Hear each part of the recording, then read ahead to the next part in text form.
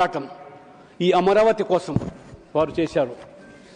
నేను అధ్యక్ష ఒక్కసారి ఈ 2026లో ఈ బిల్లు గురించి నేను ప్రస్తావించినప్పుడు, ఈ బిల్లు ఆమోదం పొందేటప్పుడు దీని యొక్క చరిత్రను కూడా ఒకసారి, ఈ తెలుగు ప్రజల చరిత్ర, ఈ తెలుగు జాతి చరిత్రను కూడా తెలుసుకోవాల్సిన అవసరం మనకి.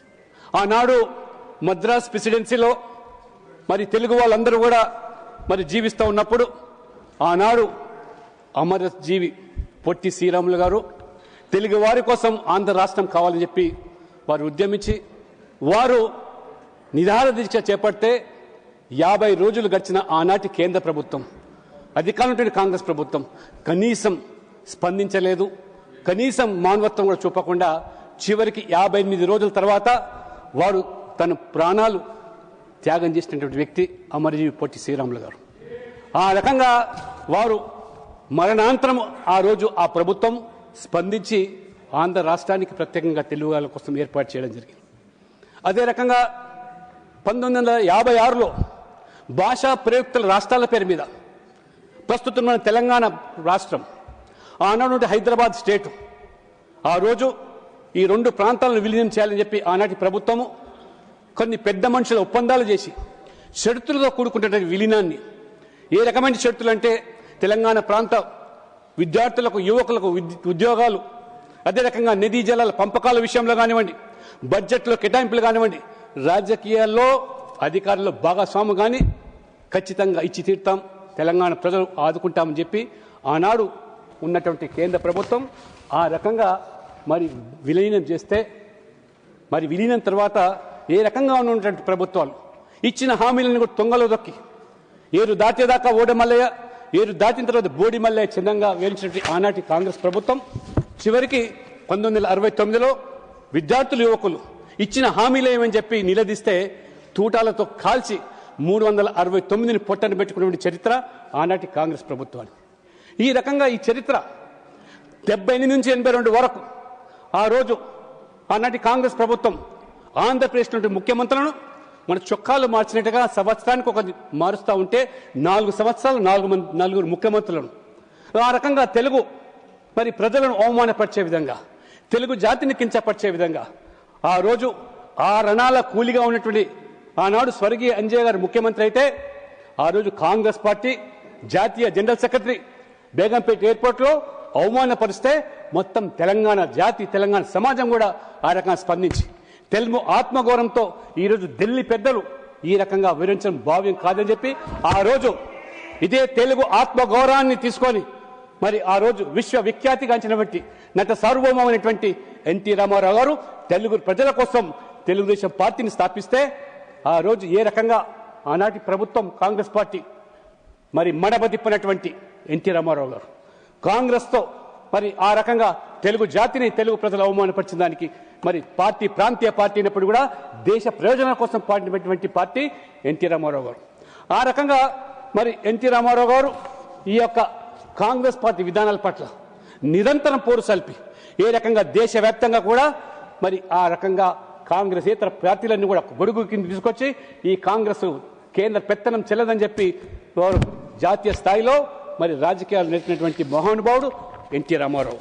ఎన్టీ రామారావు గారు రాజకీయాల్లో ఒక కొత్త నిర్వచనం, సామాజిక నియమం, అట్టడుగు వర్గాలు, బలహీన వర్గాలు, బడుగు వర్గాలు, దళితులు, ఎస్సీ, ఎస్టీ, బీసీలకు సముచితమైన స్థానాన్ని రాజకీయాల్లో కల్పించి ఏ రకంగా ఈ గ్రామీణ ప్రాంతాల్లో కుల వృత్తుల మీద నివసించేటువంటి పేద వర్గాలు, నేత, గీత, మత్స, కమ్మరి, కుమ్మరి, వడ్రంగి, చాకలి, నాయి, బోయ, మంగలి, ఈ వర్గాలన్నిటి కూడా ఎన్టీ రామారావు గారు సామాజిక న్యాయం అంటే ఈ పేద వర్గాలకు న్యాయం చేసినాడే ఇది సామాజిక న్యాయం అని చెప్పి భావించి ఆ రకంగా రాజకీయాల్లో ఇంతకుముందు మన సోదరులు రామ్మోహన్ రెడ్డి గారు చెప్పినట్టుగా అనేక మందిని, ఎర్రంనాయుడు కానివ్వండి, దేవేందర్ గౌడ్ కానివ్వండి, అటువంటి బీసీలో ఉన్నటువంటి అట్టడుగు వర్గాలను రాజకీయాల్లో తీసుకొచ్చి ఆ జాతీయ స్థాయిలో ఎదిగేదానికి అవకాశం కల్పించినటువంటి మహానుభావుడు ఎన్టీ రామారావు.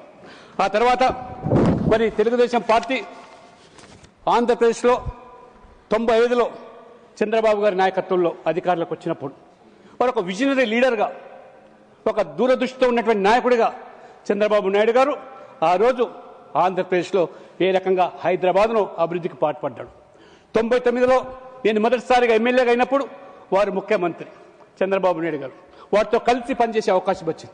ఆనాడు హైదరాబాద్ను సైబరాబాద్గా ఒక గొప్ప హైటెక్ సిటీగా నిర్మించి ఏ రకంగా ప్రపంచానికి హైదరాబాద్ను ఇవాళ ఐటీ హబ్గా మార్చే దాంట్లో చంద్రబాబు నాయుడు పాత్ర అది ఎన్నలేని కూడా మరవలేని విషయాన్ని కూడా ఈ సందర్భంగా తెలియజేస్తుంది.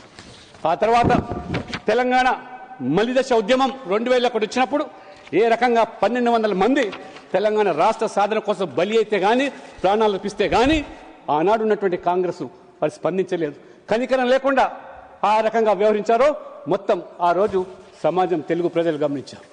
భారతీయ జనతా పార్టీ చాలా స్పష్టంగా 2 రాష్ట్రాలుగా విడిపోదాం, అన్నదమ్ములుగా కలిసి ఉందామనే ఆలోచనతో చిన్న రాష్ట్రాలు పరిపాలన సౌలభ్యం కోసం అని చెప్పి చిన్న రాష్ట్రాల కోసం ఉద్యమించి సాధించుకున్నాడు తెలంగాణ.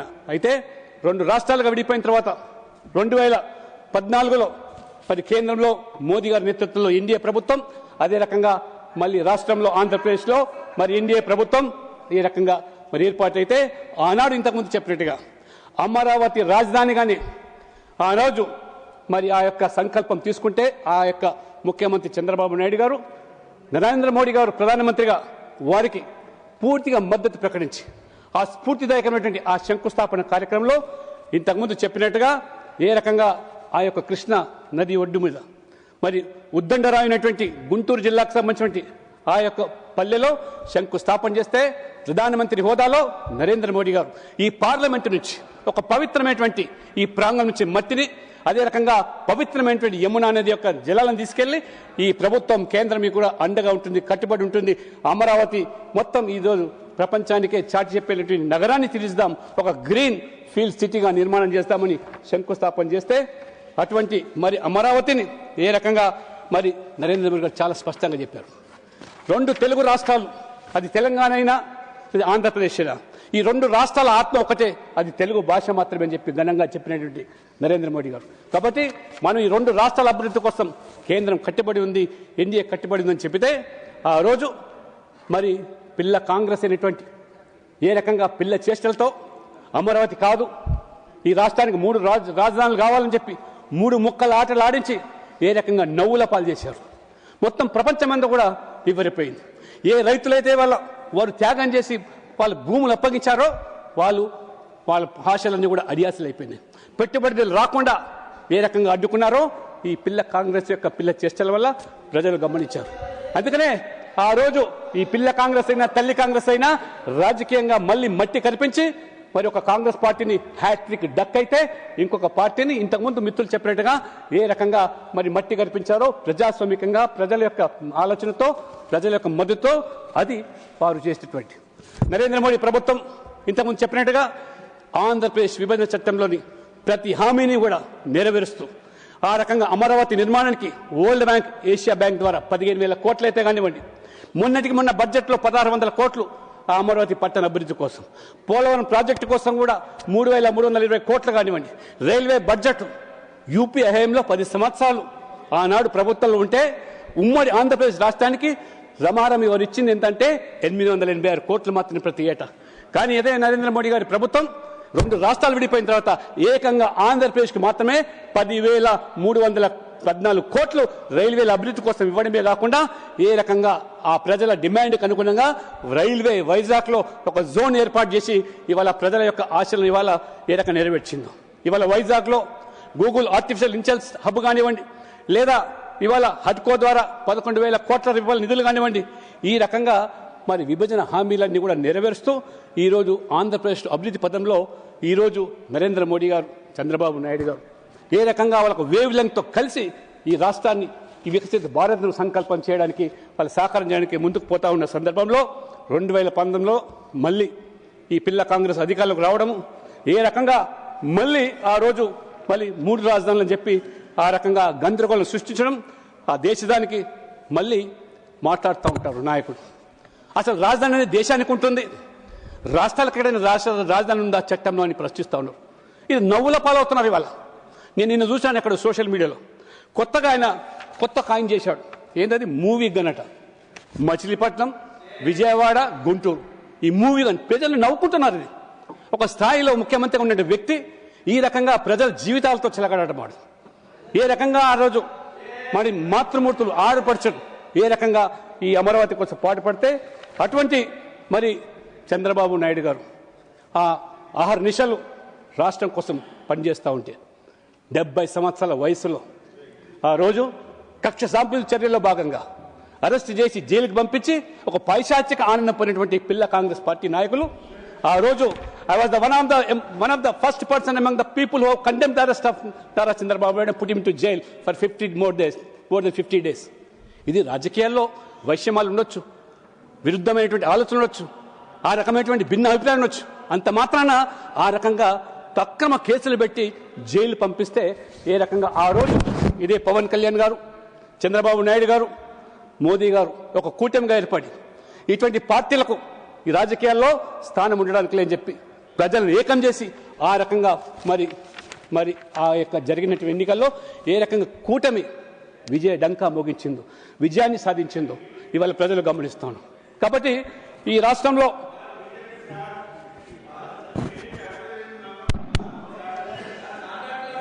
చాలా స్పష్టంగా ఇవాళ చెప్తాను.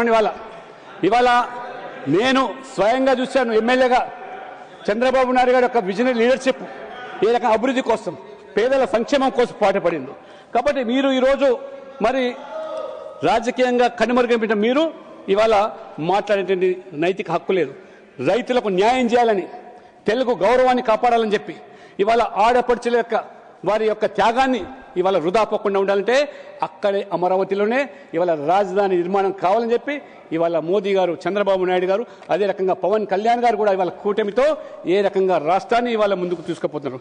అందుకని ఈరోజు ఖచ్చితంగా మరి ఏ రకంగా మరి ఆంధ్రప్రదేశ్ ప్రజలు కాంగ్రెస్ కబంధ హస్తాల నుంచి ముక్తి చేశారో అదే పంతాల్లో కూడా తెలంగాణలో కూడా ప్రజలు ఆలోచన చేస్తున్నారు, కోరుకుంటున్నారు ఇవాళ. ఎందుకంటే తెలంగాణ రాష్ట్రం ఏర్పడి 12 సంవత్సరాలుగా వస్తుంది. 10 సంవత్సరాలు బీఆర్ఎస్ పాలన, ప్రజలు ఆ పాలన యొక్క పార్టీ యొక్క ఆలోచనతో వాళ్ళ యొక్క అవినీతి కానివ్వండి, కుటుంబ పాలన విసిగి మార్పు కోసం కాంగ్రెస్ లాభపడి తప్పితే గానీ కాంగ్రెస్ గెలిచింది కాదు. ఇవాళ తెలంగాణ ప్రజలు బీజేపీకి అనుకూలంగా తీర్పునివ్వకపోయినాడు. మోదీ గారు కేవలం ఎన్నికల్లో మాత్రమే రాజకీయం, ఎన్నికల తర్వాత ఒక టీం ఇండియాగా పనిచేయాలనే ఆలోచనతో ఇవాళ 10 సంవత్సరాల్లో మూతబడ్డ రామకొండ నిర్వాళ్ళ కర్మాగారం తెరుపు కానివ్వండి, హన్మకొండలో వేగన్ ఫ్యాక్టరీ కానివ్వండి, ఇవాళ రైల్వేలో ఉమ్మడి రాష్ట్రంలో కోటిస్తే ఇవాళ తెలంగాణలో రైల్వే కోసమే 7,000 కోట్ల రూపాయలు, జాతీయ రహదారులకు ఇవాళ 1,80,000 కోట్లు. ఇవాళ Telangana suppose second largest national highways ఇవాళ మొత్తం స్వాతంత్రం నుంచి 2,500 కిలోమీటర్ల నేషనల్ హైవేస్ మీరు ఇస్తే ఇవాళ మోదీ గారు వచ్చిన తర్వాత 10 సంవత్సరాలనే ఆన్ యావరేజ్ అదనంగా 2,500 కిలోమీటర్ల రోడ్లు నిర్మాణం చేసి ఏ రకంగా ఇవాళ జాతీయ రహదారులు ఆ రోజు వాజ్పేయి గారు, చంద్రబాబు గారు కలిసి ఏ రకంగా అద్భుతమైన గోల్డెన్ క్వాడ్రాంగులర్ ప్రధానమంత్రి గ్రామీణ సడక్ యోజన ఏర్పాటు చేస్తే పల్లె పల్లెకు ఇవాళ రహదారులు ఇవాళ నిర్మాణం చేసినటువంటి ప్రభుత్వాలు ఇవాళ ఎన్డీఏ ప్రభుత్వాలు. ఇవాళ all India institute of medical science ఇవాళ బీబీనర్లో 1,100 కోట్ల రూపాయలతో ఇవాళ తెలంగాణకు ఇవ్వడం జరిగింది. ట్రైబల్ యూనివర్సిటీ ఇవాళ ఏదైతే గిరిజనుల యొక్క ఆత్మ గౌరవంతో ముడిపడినటువంటి భక్తి పాఠశాలతో ఉన్నటువంటి సమ్మక్క సారక్క జాత్ వాళ్ళ పేరు మీద ఇవాళ ట్రైబల్ యూనివర్సిటీ మీద ఏర్పాటు చేయడం. అదే రకంగా ఇవాళ గొప్పగా చెప్తున్నారు. ఇవాళ ఆ రోజు తెలంగాణ మెదక్ ప్రజలు కాంగ్రెస్ పార్టీ అభ్యర్థిని గెలిపిస్తే మనకేదో ఉరిగిపోతుందని చెప్తే ప్రధానమంత్రి అయినారు మెదక్ పార్టీ నుంచి, మెదక్ నియోజకవర్గం నుంచి గెలిచి. కానీ ఉరగబెట్టింది ఏమిటి? శూన్యం. అదే మెదక్లో ఇవాళ ప్రధానమంత్రి నరేంద్ర మోడీ గారు మొట్టమొదటిగా మెదక్ రైల్వే స్టేషన్ ఇచ్చాడు. ఇవాళ సిద్దిపేట రైల్వే స్టేషన్ ఇవాళ మొదటిసారిగా ఇచ్చాడు. ఇవాళ అదే కాకుండా ఆరాధ్య దైవమైనటువంటి కొమరవెల్లి జాతరకు వెళ్లేటువంటి భక్తుల కోసం ఇవాళ కొమరవెల్లి రైల్వే స్టేషన్ ఇచ్చింది నరేంద్ర మోడీ గారు. తప్పితే ఆనాడు కాంగ్రెస్ ప్రభుత్వంలో ప్రధానమంత్రిగా ఉండా కూడా మెదక్ ఏ రకంగా విస్మరించారో, ఏ రకంగా మీరు ఆ మెదక్ ప్రజలను ఏ రకంగా మోసం చేశారో, దగా చేశారో ఇవాళ మన ప్రజలు చూస్తున్నారు. బీజేపీ అధికారం లేదు అక్కడ. అయినప్పటికీ కూడా నరేంద్ర మోడీ గారు పెద్ద మనసుతో 2 రాష్ట్రాలు ఈ రకంగా అభివృద్ధి చెందాలి, 2 రాష్ట్రాలు బాగుపడాలి అనే ఆలోచనతో తెలుగు ప్రజలు, తెలుగు జాతి ఈ యొక్క ఖ్యాతిని విశ్వఖ్యాతిగా మార్చాలని చెప్పి ఆలోచనతో ఇవాళ తెలంగాణకు మాత్రమే 12 లక్షల కోట్ల రూపాయలు ఇవాళ నరేంద్ర మోడీ ప్రభుత్వం ఇచ్చింది. కాబట్టి ఇవాళ మిత్రులారా దయచేసి ఆలోచన చేయండి. ఇవాళ అమరావతి పేరు మీద రాద్ధాంతం చేసి సాధించింది ఏమిటి? ఇవాళ మీరు సాధించింది ఏమిటి? ఇవాళ రాష్ట్రానికి రాజధాని లేకుండా చేసిన దానికి మీరు బాధ్యత వహించాలని అడుగుతున్నాను. ఆనాడు మరి ఆ రోజు యూపీ హయాంలో కూడా మీరు పూర్తిగా ఈ ఆంధ్రప్రదేశ్ రాష్ట్రాన్ని విస్మరించారు. కాబట్టే ఆ రకంగా ప్రజలు ప్రజాస్వామికంగా మీకు తీర్పునిచ్చి ఇవాళ మట్టి కనిపించిన విషయం. అదే రకంగా తెలంగాణ కూడా ప్రజలు కోరుకుంటున్నారు ఇవాళ ఖచ్చితంగా తెలంగాణలో కూడా డబుల్ ఇంజిన్ సర్కార్ వస్తే కానీ ఈ తెలంగాణ అభివృద్ధి చెందదని, పేదలకు న్యాయం జరగదని, ముఖ్యంగా ఎస్సీ ఎస్టీ బీసీ వర్గాలు ఎవరైతే ఇవాళ సామాజికంగా వెనుకబడి ఉన్నారో వాళ్ళందరికీ న్యాయం చేయగలంటే ఆనాడు ఎన్టీ రామారావు గారు తీసుకున్న సామాజిక న్యాయంలో భాగంగానే తెలంగాణలో కూడా పెద్ద ఎత్తున అది మోదీ వాళ్ళని న్యాయం జరుగుతుందని చెప్పి భావిస్తా ఉన్నారు. అందుకనే ఇవాళ భారతీయ జనతా పార్టీ ఖచ్చితంగా ఈ రెండు రాష్ట్రాల అభివృద్ధి కోసం సమదృష్టితో సమన్యాయం చేయాలని చెప్పి ఆ రకంగా భావిస్తున్నటువంటి ప్రభుత్వం ఇవాళ మోదీ గారి ప్రభుత్వం. కాబట్టి మీరు ఎన్ని ఆటంకాలు చేసినా, ఎన్ని అవంతరాలు సృష్టించినా, ఎన్ని అవరోధాలు చేసినా కానీ ఖచ్చితంగా రెండు రాష్ట్రాల అభివృద్ధికి ఇవాళ మోదీ ప్రభుత్వం కట్టుబడి ఉందని చెప్పి ఇవాళ ఏ అసెంబ్లీలో అయితే అసెంబ్లీలో ఆంధ్రప్రదేశ్లో మీరు తీర్మానం చేసి పంపించారో దానికి చట్టబద్ధత కల్పించడానికి. లేనట్లయితే ఇవాళ విశ్వవ్యాప్తంగా ఇవాళ అనేక మంది పెట్టుబడిదారులు ముందుకు వస్తూ ఉన్నారు. కానీ ఒక గందరగోళమైన వాతావరణం సృష్టించడం వల్ల ఎవరు ముందుకు రాలేకపోతారు. కాబట్టి అందుకని ఇవాళ అమిత్ షా గారు హోంమంత్రిగా ఖచ్చితంగా ఇవాళ ఈ చట్టబద్ధత కల్పిస్తాం. పార్లమెంట్లో చేసే చట్టానికి ఇంకా భవిష్యత్తులో ఎవరు కూడా దీని గురించి ప్రశ్నించేటువంటి వాతావరణం లేకుండా ఆ రకంగా ఈ బిల్లుకి ఇవాళ ప్రాధాన్యత సంతరించింది. కాబట్టి నేను ఈ సందర్భంగా ముఖ్యంగా నేను ఆంధ్రప్రదేశ్ ప్రజలకు ఇవాళ నిజంగా వారి పోరాటం ఏదైతే రైతులు ముఖ్యంగా, మహిళలు ముఖ్యంగా ఏ రకంగా సాధించారో ఆ సాధించిన దానికి ఇవాళ మోదీ ప్రభుత్వం పూర్తిగా వారికి అండగా ఉన్నది. అదే రకంగా తెలంగాణ ప్రజలు కూడా నేను మీ ద్వారా విజ్ఞప్తి చేస్తున్నాను. ఈ అవినీతి ప్రభుత్వం ఏ రకంగా ఇంతకుముందు చెప్పినట్టుగా ఆ తెలంగాణ ప్రజలు తెలుగు ప్రజలను అవమానపరిచి ఏ రకంగా ఆ రోజు మీరు తెలుగు జాతిని అగౌరవపరిస్తే ఏ రకంగా తెలుగుదేశం పుట్టిందో ఇవాళ తెలంగాణ కూడా అదే పరిస్థితి వస్తున్నది. కాబట్టి ఇవాళ మూటలు మోస్తా ఉన్నారు ఇవాళ ఢిల్లీకి. కాబట్టి వాళ్ళ కప్పం కడుతున్నారు ఢిల్లీకి, తెలంగాణ సంపద దోచిపెడుతూ ఉన్నారు. కాబట్టి ఖచ్చితంగా తెలంగాణ ప్రజలు కూడా రేపు మరి డబుల్ ఇంజన్ సర్కార్ కోసం ప్రజలు చూస్తారు. అందుకనే నేను ఈ రోజు పూర్తిగా ఈ బిల్లును సమర్థిస్తూ ఖచ్చితంగా తెలంగాణలో మార్పు రావాలంటే డబుల్ ఇంజన్ సర్కార్ రావాల్సిందే. ఏ రకంగా దేశవ్యాప్తంగా 20 రాష్ట్రాల్లో అధికారులు భారతీయ జనతా పార్టీ, కేంద్రంలో అధికారులు ఉన్నటువంటి పార్టీ ఖచ్చితంగా తెలంగాణ కూడా మోదీ నాయకత్వంలో మోదీ తరహా గుజరాత్ తరహా అభివృద్ధి కావాలంటే తెలంగాణలో బీజేపీ రావాలి. కాబట్టి నేను ఈ సందర్భంగా నాకు అవకాశం ఇచ్చినటువంటి మరి చైర్మన్ గారికి my sincere thanks and humble request to you see that bill is passed. Let the House unanimously support this bill and see that nobody opposes. Let there not be any confusion again in future also. Even if people try to make confusion, people will taught you. They said fitting lesson. With these few words, I conclude my speech. Thank you very much, sir. बहुत धन्यवाद आपका. माननीय सदस्य श्री मोहम्मद नदीमुल हक. Sir, 6 thank you very much. बहुत बहुत धन्यवाद sir, आपने मुझे मौका दिया इस बिल पर बोलने के लिए. सर, सबसे पहले मैं अमरावती के लोगों को